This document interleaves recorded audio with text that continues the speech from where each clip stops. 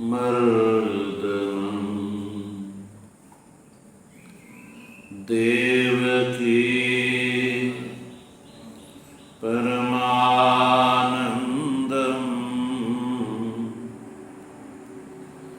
कृष्णं वन्दे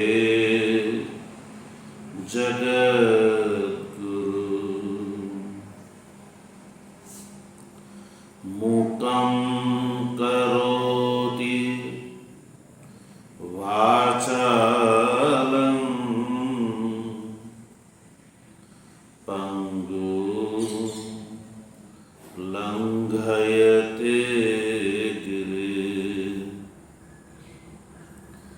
यत्कृपा तमहं वन्दे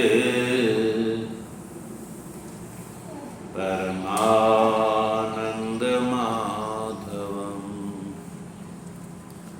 शङ्करं शङ्कराचार्यं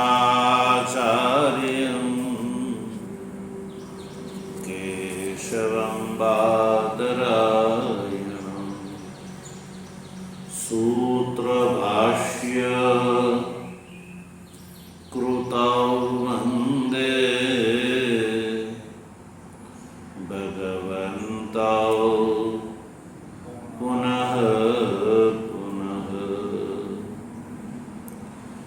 ईश्वरो गुरुरात्मेति मूर्तिभेद विभागिने व्योमवत् व्याप्तदेहाय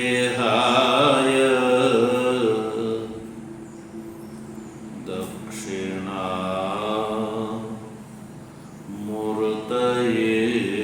नमः। ॐ शान्तिः शान्तिः शान्तिः।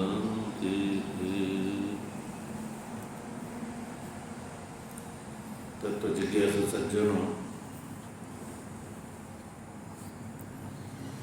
ભગવાનની પરમાનુકંપાથી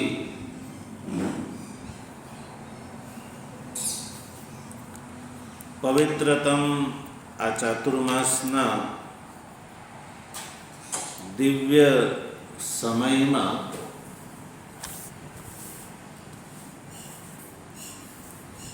શ્રીમદ ભગવદ ગીતાના પુરુષોત્તમ યોગ નામના 15મા અધ્યાયના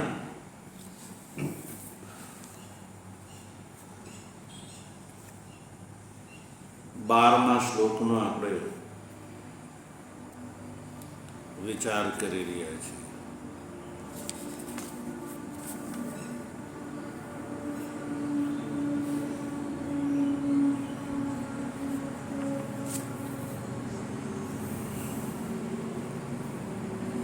ભગવાન શ્રી કૃષ્ણ 12, 13, 14 અને 15 આ 4 શ્લોકોમાં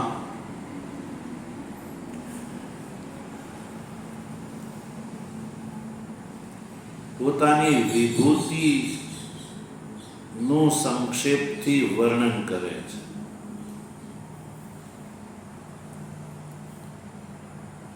આ વિભૂતિના કથનના માધ્યમથી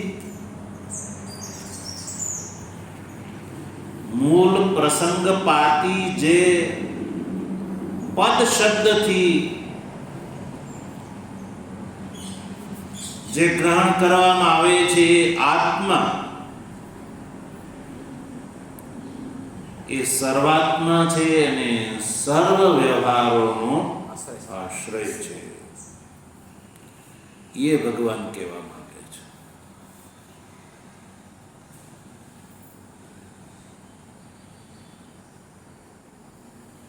प्रसंगथी जेना माटे भगवाने पद शब्दथी ग्रहण कर्युं छे.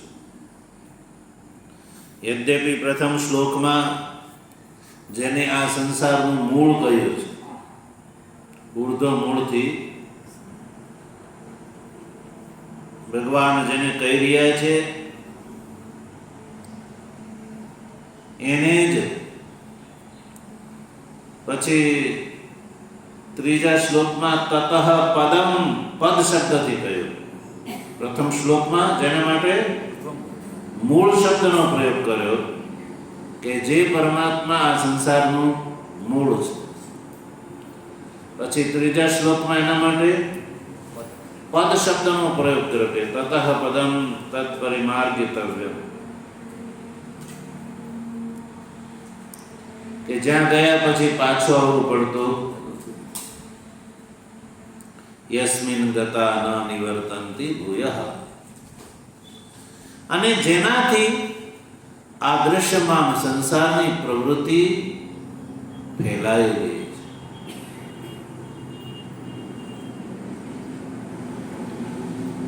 અને આવા પરમાત્મા છે એને જાણવા માટે સાધનો બતાવ્યા અને અમૂઢા તત્પદમ ગચ્છન્તિ એ કહ્યું.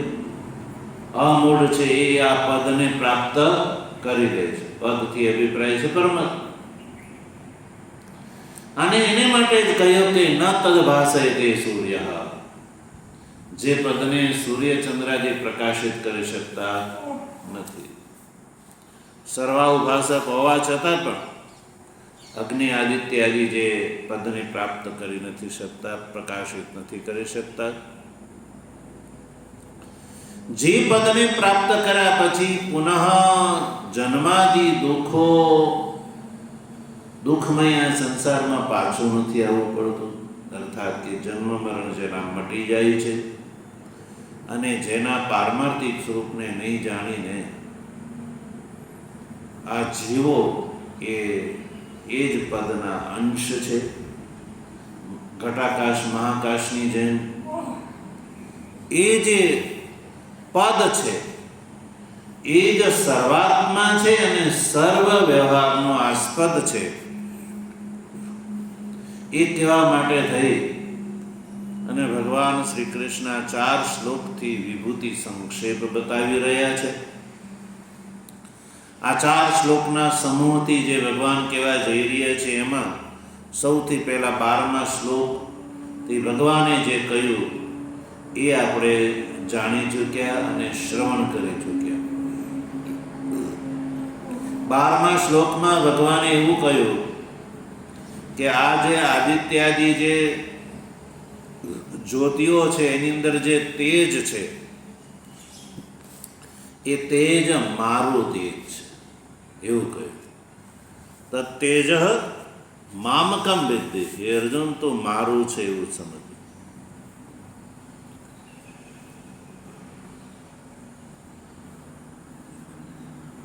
મારાથી અભિપ્રાય છે પેલા પદનું છે, પદનું છે. મુખથી ભગવાન પોતાની વિભૂતિ બતાવે છે પણ ભગવાન પોતે પદથી અલગ પોતાની બતાવતા નથી. એટલે કહ્યું કે એ તેજ મારું છે.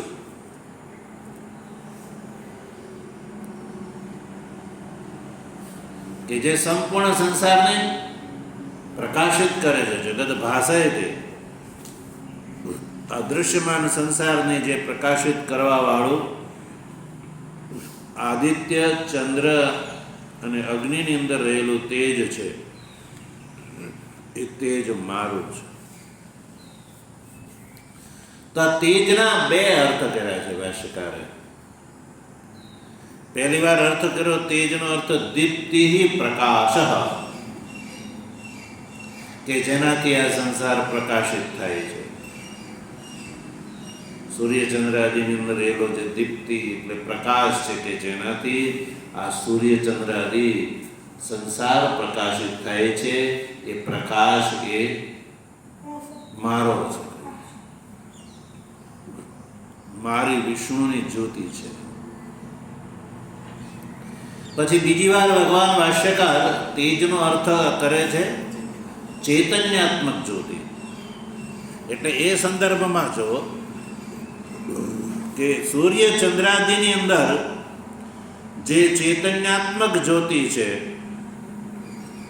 એ મારી છે, મારી વિષ્ણુની એક જ જ્યોતિ છે. તો પછી આ જે અર્થમાં એક પ્રશ્ન ઉભો થયો કે તેજનો અર્થ ચૈતન્યાત્મક જ્યોતિ તમે કરશો તો ચૈતન્યાત્મક જ્યોતિ તો બધાની અંદર છે. તો પછી સ્થાવર જંગમાત્મક સંપૂર્ણ સંસારની અંદર સમાન રૂપથી ચૈતન્યાત્મક જ્યોતિ વિદ્યમાન છે. તો પછી વિશેષ રૂપથી આદિત્યાદિને દ્રષ્ટાંત રૂપથી પ્રસ્તુત કરી અને આદિત્યાદિની અંદર રહેલી ચૈતન્યાત્મક જ્યોતિ છે એ હું છું એ કહેવું ઘટતું નથી. તેનો ઉત્તર બતાવી દીધો કે સત્વની અધિકતાના કારણે આદિત્યાની અંદર જે તે ચૈતન્યાત્મક જ્યોતિની અધિકતા ઉત્પન્ન છે. આદિત્યાદિની અંદર એ સત્વ જે છે અત્યંત પ્રકાશમાન છે, અત્યંત ભાસ્વર છે. એટલે એ દ્રષ્ટિથી કહ્યું છે ભગવાનનો અર્થ કહેવાનો અભિપ્રાય એવો નથી કે કેવલ સૂર્ય ચંદ્રાદિની અંદર જ હું ચૈતન્યાત્મક જ્યોતિથી વિદ્યમાન છું, બધાની અંદર છું. પણ સૂર્ય ચંદ્રાદિની અંદર એને પ્રગટ થવાની યોગ્યતા વધારે છે. અને એ માટે તેને દ્રષ્ટાંત બતાવ્યું કે જેમ આપણું મુખ છે એ તો છે જ, પણ દિવાલની સામે પાટિયાની સામે ઊભા રહ્યો તો તમને તમારું મુખ દેખાશે નહીં, કારણ કે દિવાલની અંદર પાટિયાની અંદર યોગ્યતા નથી, દર્પણની અંદર એ યોગ્યતા છે. એ ભાસ્વર શુક્લ છે. બસ એવી રીતે મુખ તો વિદ્યમાન જ છે, પણ દર્પણની સામે ઉભા રહ્યો તો જ એ દેખાય છે. દિવાલની સામે ઉભા રહ્યો તો દેખાતું. બસ એવી રીતે. તો સજ્જનો આ રીતે 12મા શ્લોકમાં ભગવાને પોતાની વિભૂતિ સંક્ષેપના વર્ણનના માધ્યમથી આ જે પ્રસંગ પાતી જે પદ શબ્દથી જે ગ્રાહ્ય જે આત્મા છે, બ્રહ્મ છે, એ સંપૂર્ણ સંસારની અંદર એ વિદ્યમાન છે, એ સર્વાત્મા છે અને સર્વ વ્યવહારનો આસ્પદ છે. એ વાત સિદ્ધ થઈ છે. આપણે 13મા શ્લોકમાં જોઈએ. કિંચ કરીને જો 13મા શ્લોકને ઉપસ્થાપિત કરે છે. કિંચ મને હજી અધિક વાતને જોડવા માટે, કારણ કે હજી પેલી વાત જે 4 શ્લોકમાં કહેવાની છે ને, એટલે એક શ્લોકની વાત થઈ. કિંચ એટલે હવે બીજા શ્લોકની પણ લઈ લો. ગામાવિશ્ય ચ ભૂતાની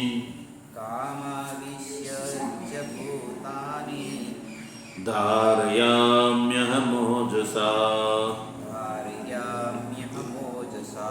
ઉષ્ણામી ચૌષધિः સર્વાत् સોમો ભૂત્વા રસાત્મકઃ.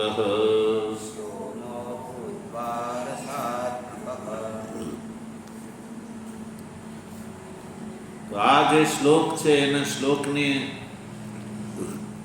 અર્થને સમજવા માટે થઈ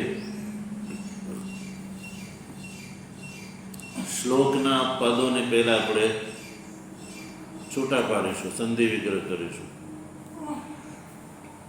ગામાવિશ્ય જે છે એમાં 2 પદ છે. ગામ આવિશ્ય, ચ ભૂતાની. ધારયામ્યહ મોજસા એમાં 3 શબ્દ છૂટા પડશે. ધારયામી, અહમ અને ઓજસા. પછી ઉત્તરાર્ધમાં પુષ્ણામી. ચૌષધિ છે ને એમાં ચ ને જુદો પડે તો ઔષધિ શબ્દ જુદો પડશે. ચ ઔષધિ. સર્વાહ સોમઃ ભૂત્વા રસાત્મકઃ. આ શ્લોકમાં ભગવાને પોતાની બે વિભૂતિઓનું વર્ણન કર્યું છે. પૂર્વાર્ધમાં એક વિભૂતિ અને ઉત્તરાર્ધમાં એક વિભૂતિ. તો પૂર્વાર્ધને ગ્રહણ કરો. પૂર્વાર્ધમાં શું કહે છે? ભગવાન કહે છે કે અહમ ગામ આવિષ્ય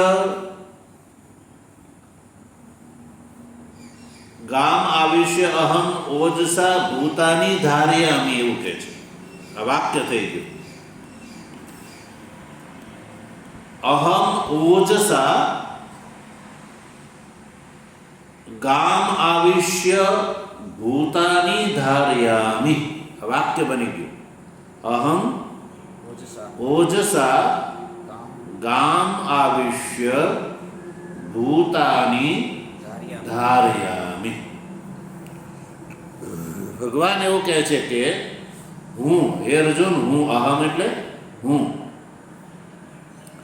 ઓજસા એટલે પોતાના ઓજથી, મારા ઓજથી, હું મારા ઓજથી, ઓજથી એટલે બળથી, હું મારા બળથી ગામ આવિષ્ય, ગામ એટલે આ પૃથ્વી, પૃથ્વીની અંદર આવિષ્ય એટલે પ્રવેશ કરીને, ભૂતાની ધારયામિ, ભૂતાની એટલે આ ચરાચર સંપૂર્ણ સંસારને, જગતને હું ધારણ કરી રાખું છું. ભગવાન આવું બોલ્યા કે હું પોતાના બળથી આ પૃથ્વીની અંદર પ્રવેશ કરીને પૃથ્વીની ઉપર એ પૃથ્વી સહિત સંપૂર્ણ ભૂતોને હું ધારણ કરી રાખું છું. બોલો, આમાં કઈ સંદેહ છે? આ સંસારને ધારણ કોણ કરી રાખે છે? ભગવાન કે તમે લોકોમાંથી કોઈ કરો નહીં? તો ભગવાને કીધું કે હું અહમ એટલે હું, ઓજસા એટલે બળથી, ગામ એટલે પૃથ્વીની અંદર પ્રવેશ કરીને, ભૂતાનીથી અભિપ્રાય છે જગત, જગતને ધારણ કરી રાખું છું. આવું ભગવાને કહ્યું. હવે આ જે વાક્ય છે એને આપણે ભાષ્યના માધ્યમથી જોઈએ. ભાષ્યકાર શું કહેજો? ભાષ્યમાં તો એ જે પદો છે ને, મૂળ શ્લોકના પદો, એ જે શ્લોક ક્રમથી જ આવે છે. એટલે આ જે વાક્ય છે ને એ ધ્યાનમાં રાખવાનું, અર્થ સમજવા માટે. ભગવાન ખાલી અમે એટલું કહી રહ્યા છે કે હું પૃથ્વીની અંદર પ્રવેશ કરીને આ જગતને હું ધારણ કરી રાખું છું મારા બળથી. તો શ્લોકમાં જે ગામ પદ આવ્યું ને, જો ભાષામાં જો ગામ પૃથ્વીમ, ગામ પૃથ્વીમ આવિષ્ય, ગામ પદ છે ને એ મૂળ શ્લોકનું છે, જેમ એ લાઈટ હશે અંડરલાઈન કરવાની નથી. ગામનો અર્થ કર્યો પૃથ્વીમ, પછી આવિષ્ય એ મૂળ શ્લોકનું પદ છે, શ્લોકમાં આવ્યું એ. આવિષ્યનો અર્થ છે પ્રવિશ્ય. ધારયામી એ પણ મૂળ શ્લોકનું પદ છે, પણ એ પદ સ્પષ્ટ છે એટલે એનો અર્થ કર્યો નથી ભાષ્યકારે. ભૂતાની, એ ભૂતાની પદ છે એ પણ મૂળ શ્લોકથી ઉતારેલું પદ. તો ભૂતાનીનો અર્થ કર્યો જગત. ભૂતાનીને હું ભૂતોને ધારણ કરું છું એટલે કે જગતને ધારણ કરું છું. જો ભૂતોને જ એમ કે એ જ વાચાર્થ લઈ લે તો ભૂત શબ્દની પ્રસિદ્ધિ જે દેહધારી જીવો માટે જ છે. દેહધારી જીવો માટે ભૂત શબ્દનો પ્રયોગ જોવા મળે. તો એવું લાગે કે ભાઈ દેહધારી જીવો જે જંગમ જગત છે ને એને જ ધારણ કરે છે, સ્થાવર જગતને ધારણ કરવાવાળો કોઈ બીજું હશે, આવો સંદેહ ઉભો થાય. એટલે ભૂતાની પદનો અર્થ જગત કહ્યું. જગતમાં સ્થાવર જંગમ બધું આવી ગયું. અહમ ઓજસા એ મૂળનું છે. અહમ ઓજસા. ઓજસા પદનો અર્થ કર્યો બલેન. ઓજસા એને બલેન. તો એ બલેન જે કયો તૃતીયાંત વિભક્ત્યંત પદ બલેન એને બળથી, તો બળ શું છે? જો બળનો જે છે અભિપ્રાય બતાવ્યો કે યદ બલમ કામ રાગ વિવર્જિતમ ઐશ્વરમ જગદ વિધારણાય પૃથિવ્યામ પ્રવિષ્ટમ येन गुर्विं पृथिवी न अधः पतति न विदीर्यते च. કે ભાઈ ઓજસાનો અર્થ બળ કેમ કર્યો? તો તમને કોઈ એમ કે આ પુસ્તક હાથથી ઉપાડવાની છે, એમ કે શું કે ઉપાડી રાખો, તો હાથમાં ધારણ કરેલી પુસ્તક છે કોઈ, તો એને ધારણ કરવા માટે બળનો પ્રયોગ કરવો પડે, બળનો યુઝ કરવો પડે ને. બળ વગર એને ધારણ કરી શકાય હાથથી? એટલે ભગવાને પણ આ જગતને ધારણ કરવા માટે ભગવાનના બળનો પ્રયોગ સતત ચાલુ છે. જેમ આ પુસ્તકને તમે એમ કહો કે તમારે અડધી કલાક સુધી હાથમાં પકડી રાખવાનું, તો અડધી કલાક સુધી તમે પકડી રાખો. જો તમારું ધ્યાન એમાં ન હોય તો પુસ્તક પડી જાય. એટલે તમારે બળ પ્રયોગ ચાલુ રાખવો પડે. ભલે તમે પકડીને સ્થિર ઊભા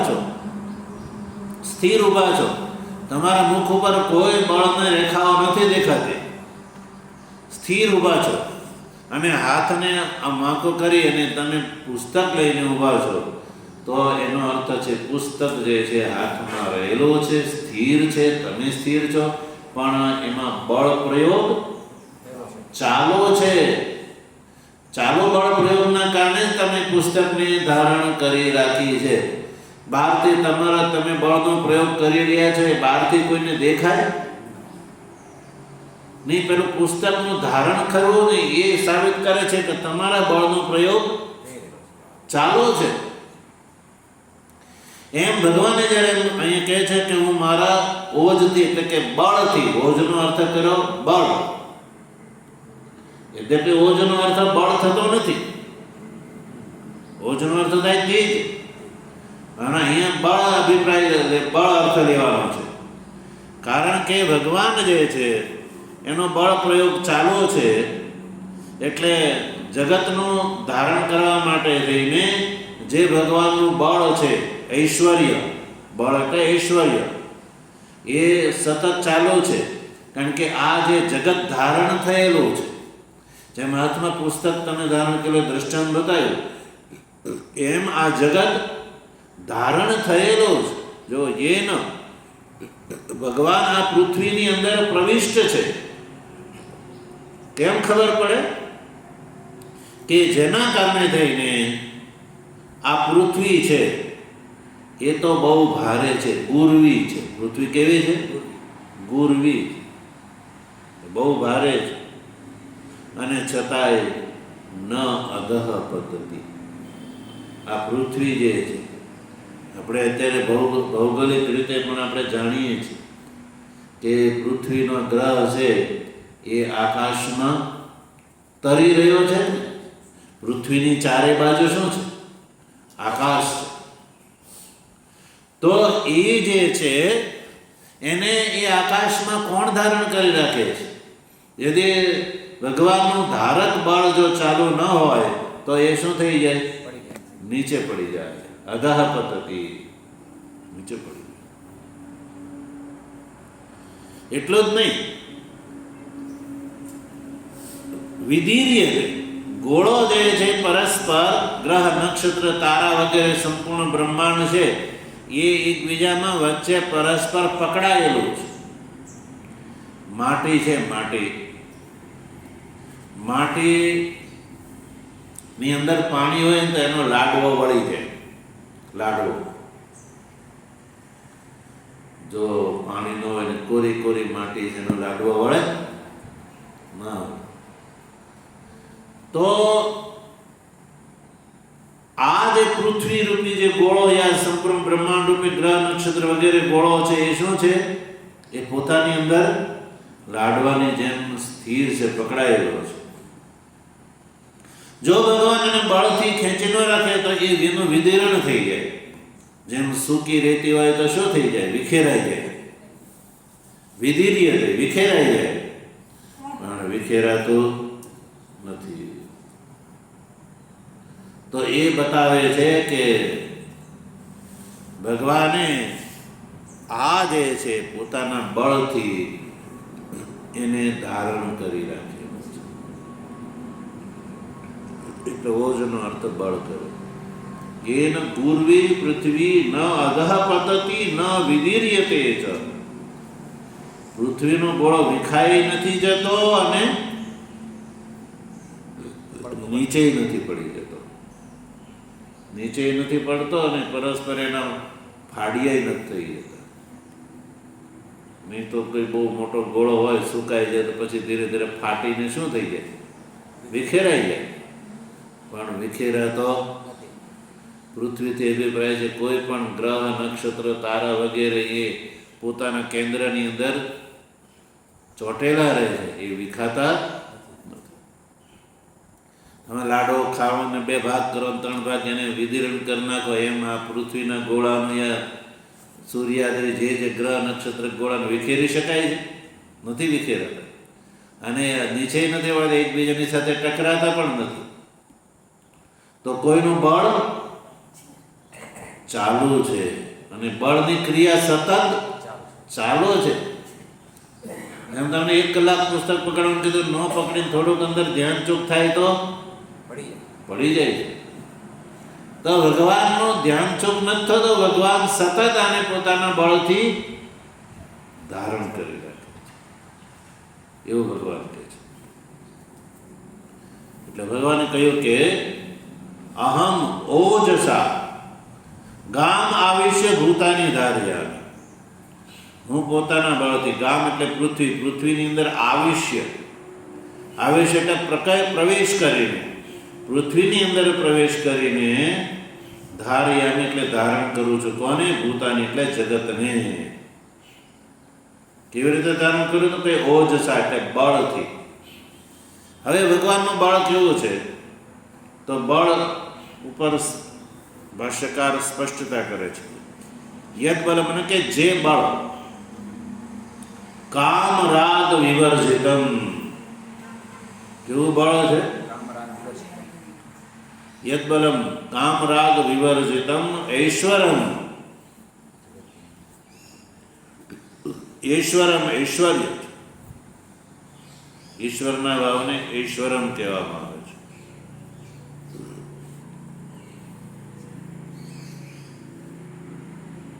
કામાદિથી રહિત જે ઈશ્વરનું બળ છે કે જ્યાં જગતના વિધારણ માટે થઈ અને પૃથ્વીની અંદર પ્રવિષ્ટ છે. એ ને જેના થકી આ ગુરવી એટલે પૃથ્વી બહુ ભારે હોવા છતાં નીચે પડતી નથી અને એ વિખાઈ નથી જતી, ન વિદીર્યથી વિખાતી નથી. એ ભગવાનનું બળ છે.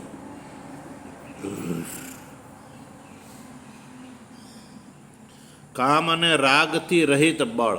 કેવું બળ છે? કામ અને રાગથી રહિત બળ છે.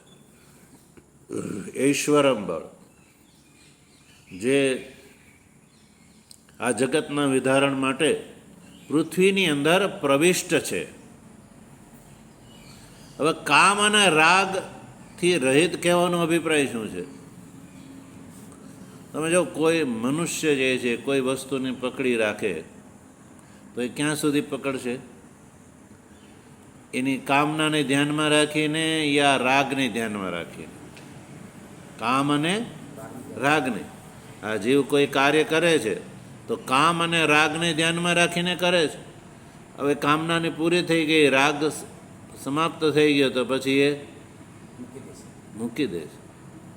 ત્યારે ભગવાનનું જે છે આ જગત વિધારણ શક્તિ છે કામ રાગથી વિવર્જિત બળ છે.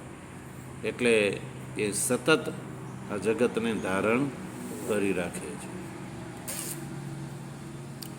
અને એમાં આ પ્રવૃત્તિ નિમિત્ત બતાવ્યું કે જે ભગવાને ધારણ ખરેખર કરી રાખેલું છે, જો ન હોય તો પૃથ્વી નીચે પડી જાય અથવા એ પરસ અંદર પોતે જ પોતાના સ્વરૂપમાં વિખાઈ જાય. વિધિર્યત એટલે વિખાઈ જાય, પણ ન વિદારણી નથી થતું અને નીચે નથી પડતી. એટલે ભગવાને એને પોતાના કામ રાગથી વિવર્જિત ઐશ્વર્ય બળથી ધારણ કરી રાખી છે અને પોતે અંદર પ્રવિષ્ટ છે.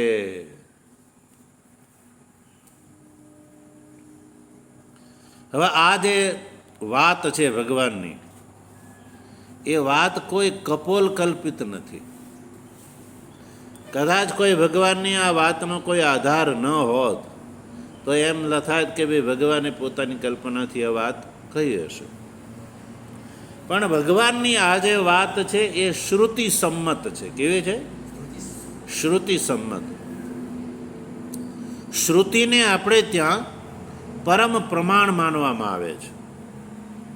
શ્રુતિને કોઈ મૂર્ખ એને માને કે ન માને, પણ એના પ્રામાણ્યનો વિઘાત થતો અને એનું પ્રામાણ્ય જે છે એ દેશકાળ અને વસ્તુથી બાધિત પણ થતું નથી. એટલે ભગવાનની આ જે ગીતામાં જે કહેલી બધી જ વાત છે એ શ્રુતિ સંમત છે. કારણ કે ભગવાને આ જે કહ્યું છે ને એ ખુદ આપણે મહાત્માની અંદર જોઈએ તો ખ્યાલ આવે. સર્વોપનિષદો ગાવો દોગ્ધા ગોપાલ નંદન પાર્થો વત્સ સુધીર ભોગતા દુગ્ધમ ગીતા મૃતમ મહત. ભગવાને આ ગીતાના મહાત્મ્ય આવું જોવામાં આવે છે કે ભગવાન શ્રી કૃષ્ણે આ ગીતા રૂપી જે દૂધ છે એ ઉપનિષદ રૂપી ગાયોથી દોયેલું છે. પોતાનો ઘરનો સ્વતંત્ર સ્વબુદ્ધિ પરિકલ્પિત કોઈ સંપ્રદાય ચલાવ્યો નથી, જેમ આજકાલ જોવા મળે છે કે જે મૂળ અનાદિકાળથી ચાલી આવતી સનાતન ધર્મની જે પરંપરા છે એ પરંપરાથી હટીને નવી કલ્પના અનાદિકાળથી મનુષ્યના માટે પાળવા યોગ્ય જે નીતિ નિયમો છે, ઈશ્વર વિશે જે ભાવના છે એ આપણે ત્યાં અનાદિકાળથી ચાલી આવે છે ને વિદ્યમાન જ છે. અને પછી કોઈ આવીને પોતાની કલ્પનાથી એનો જ ઉતારો કરી અને પોતાને ગમતા નીતિ નિયમોને ચયન કરી અને નવું પુસ્તક ધારણ કરે અને એને નવું નામ આપી અને નવો સંપ્રદાય ઊભો કરે તો એ પોતાનું છે. એ તો મનવાદીઓએ વૈદિક ધર્મના જે મનુષ્યએ પાળવા યોગ્ય નીતિ નિયમો એ મનવાદી મહર્ષિઓ પોતાના નીતિ શાસ્ત્રોમાં લખેલા છે. એમાંથી તમને ગમે જે નીતિનો માનવ માત્ર માટે છે એમાંથી તમે ગમતા ચયન કરો અને પોતાના અનુયાયી વર્ગને પોતાની કલ્પનામાં જોડવા માટે એ નીતિ નિયમોને થોડાને ગ્રહણ કરી અને એને પુસ્તકાકાર રૂપ ધારણ કરીને તમે કહો કે તમારે આ જ નિયમો પાલન કરવાના અને હું કહું એ જ કરવાનું અને મારું અનુસરણ કરવાનું, તો આ જે આવા સંપ્રદાયોના અનુયાયીને એણે મોટું નુકસાન શું કર્યું? અનુયાયીનું મૂળ સનાતનની વૈદિક જે પરંપરા છે એનાથી એને વિમુખ અને દૂર કરી દીધા. એટલે સનાતન ધર્મનું જે વૈશ્વિક સ્વરૂપ છે એનાથી એનો અનુયાયી વર્ગ વંચિત છે અને એના આંખ અને કાન ફોડી નાખવામાં આવે. એટલે એનાથી બીજું કંઈ જોવે નહીં ને બીજું કંઈ સાંભળે નહીં કે ભગવાને ગીતામાં શું કહ્યું છે, ઉપનિષદ શું કહે છે, બ્રહ્મસૂત્ર શું કહે છે, એનો ત્યાં કોઈ વિચાર. એટલે ભગવાને કંઈ આવો અલગ સંપ્રદાય ચલાવ્યો નથી. ભગવાનનું આ કથન છે તો શ્રુતિ સંમત વેદ મૂલક છે. એટલે ભગવાન ભાષ્યકાર ભગવાનના આ કથનને પ્રામાણિક છે એ કહેવા માટે થઈ અને બે શ્રુતિ વાક્યો અહીંયા ઉદ્ધરણના રૂપમાં પ્રસ્તુત કરે છે. ભગવાનના આ કથનના સમર્થનમાં ભગવાને જે કહ્યું કે પૃથ્વીની અંદર હું પ્રવેશ કરીને હું મારા બળથી આ સંપૂર્ણ જગતને ધારણ કરી રાખું છું અને મેં ધારણ કરી રાખ્યું છે એટલે આ પૃથ્વી જે છે નીચે નથી પડતી અને એનું વિદીર્ણ નથી થતું. આ કથનમાં બે શ્રુતિ વાક્યો ભગવાન ભાષ્યકાર જો તથા ચ મંત્રવર્ણ તથા ચ મંત્રવર્ણ એટલે ભગવાનના કથનમાં આ બે મંત્રવર્ણ પણ પ્રમાણ છે કે ઈશ્વર જે છે કઈ વાતમાં પ્રમાણ છે કે ઈશ્વર છે એ પૃથ્વી દેવતા રૂપથી પૃથ્વીની અંદર રહેલા દેવતા જેના કારણે પૃથ્વી ધારણ થયેલી છે. ઈશ્વર જે છે એ જ પૃથ્વી દેવતા રૂપથી પૃથ્વીની અંદર પ્રવેશ કરીને ભૂત શબ્દિત આ જે જગત છે એ જગતને ઐશ્વર્યથી એટલે પોતાના બળથી એ ધારણ કરી રાખે છે.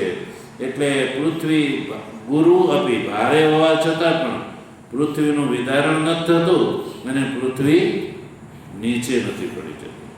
આ જે ભગવાનના કથનમાં આ બે શ્રુતિ વાક્યો પ્રમાણરૂપથી ઉપસ્થિત કરે છે.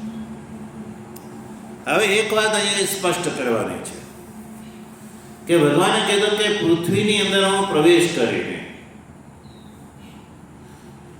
તો ભગવાન પૃથ્વીની અંદર પ્રવેશ કર્યા છે તો ભગવાન ખુદ પ્રવેશ કરીને રહેલા છે. તો જો આપણે તો એવું કહેવામાં આવે છે કે પૃથ્વી છે એની અંદર ભગવાન પૃથ્વી દેવતા રૂપથી પ્રવિષ્ટ છે. આદિત્યની અંદર આદિત્ય દેવતા રૂપથી એટલે પૃથ્વીની અંદર પૃથ્વી દેવતા વિદ્યમાન છે એવું આપણે ત્યાં માનવામાં આવે છે.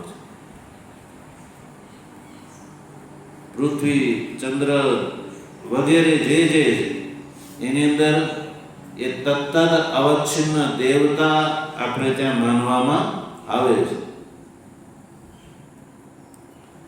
તો આદિત્યથી એ આદિત્ય મૂળ સ્થૂળ આદિત્ય અભિપ્રાય નહીં, પણ આદિત્યના અભિમાની દેવતા જેનાથી આ પ્રકાશ થાય છે. એમ પૃથ્વીથી અભિપ્રાય છે પૃથ્વી દેવતા રૂપથી ભગવાન પૃથ્વીની અંદર પ્રવેશેલા છે. પૃથ્વી દેવતા રૂપથી કે જેના કારણે આ પૃથ્વીઆત્મક જગત ધારણ થયેલું છે. તો આ વાતના સમર્થનમાં બે મંત્ર વર્ણ જો એ મંત્ર વર્ણ શું છે જે ભગવાને ભાષ્યકારને પ્રમાણરૂપથી પ્રસ્તુત કર્યા છે એનો વિચાર ભગવાનની કૃપા હશે તો આપણે આગળ કરીશું. ઓમ વસુદેવ સુતં દેવં કંસચાણૂરમર્દનમ દેવકી પરમાનંદમ કૃષ્ણં વંદે જગદ્ગુરુ. મુખં કરોતિ વાચાલં પંગું લંઘયતે ગિરિં યત્કૃપાતમહં વંદે પરમાનંદમાધવં શંકરં શંકરાચાર્યં કેશવં બાદરાયણં સૂત્રભાષ્યકૃતૌ વંદે ભગવन्तૌ પુનઃ પુનઃ.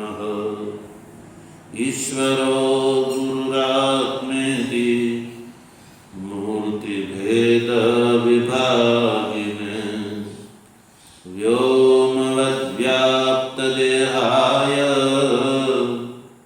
दक्षिणामूर्तये नमः। ओम शांति शांति शांति। सद्गुरु